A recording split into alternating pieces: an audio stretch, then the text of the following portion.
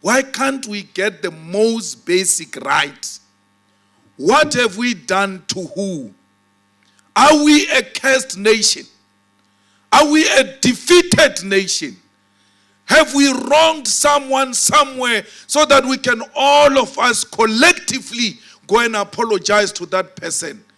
For because no human being deserves the conditions we find ourselves in, next to us, in the immediate, is minerals being stolen by the Oppenheimer family unashamedly. And no one dares to say anything about that. Because you say that, you are going to be rejected. They are going to come after you. The highest price you'll pay is death. The people of Northern Cape are not so many. With the type of minerals we have in this province, each and every house should be having the most basic necessities.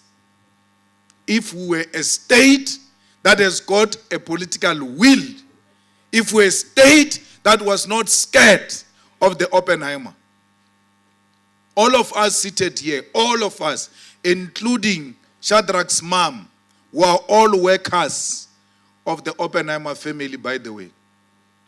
No one must ever claim, including me, we worked for them. They started parliament, I work in parliament. They were the first ones to establish parliament. The Oppenheimer family were members of parliament, directly elected into that parliament. They established it. The diamond was discovered by them. If you follow the literature, our people argue that they found it before them. The gold was founded by them. The whole of Southern Africa was founded by them. Cecil John Rhodes is the grandfather of the current Oppenheimers you see. Everything else you see was done by them. We all are subjected to one family because there is no political will. Today, there is no electricity. Lena lebele sna motagase libile le ska bala duma selo shem. Ese khale re tlo do tshwana. Motlagase o a tsamaya. The electricity is going. And we are not being told and they are not being honest with us. The situation is worse. Partly because the system wants to collapse the ANC. I agree with that. That there was a consensus by the establishment to collapse the ANC. And they are going to use ESCOM to collapse the ANC.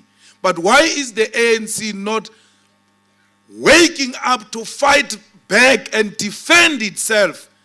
Because there is a person who controls whether we go into stage 8 or 10 or anything of that sort, is called the system controller.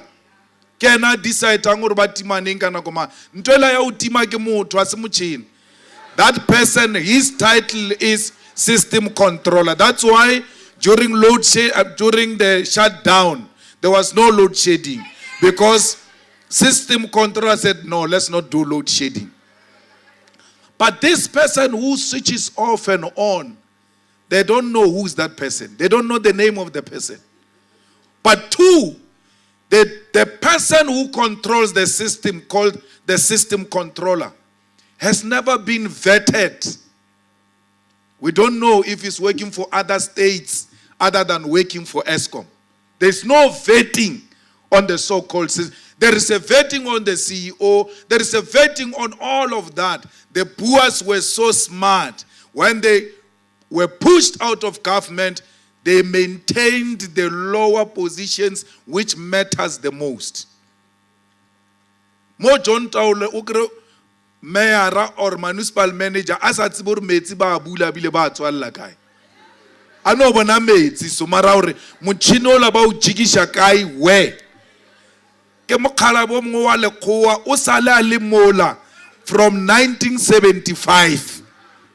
RG retirement is the one that controls to open the water or not to open the water and all. It's a lower position but very strategic position. We are busy fighting ourselves on the most useless position that lasts for 5 years. Jabu Kanselara. maburu a matala a o se rute ba occupy what matters the most. Re lwa ka borena today, load shedding. Who switches off? Who switches on? What security clearance does this person have? They will collapse the grid. Once they collapse the grid, like Venezuela, there will be chaos in this country.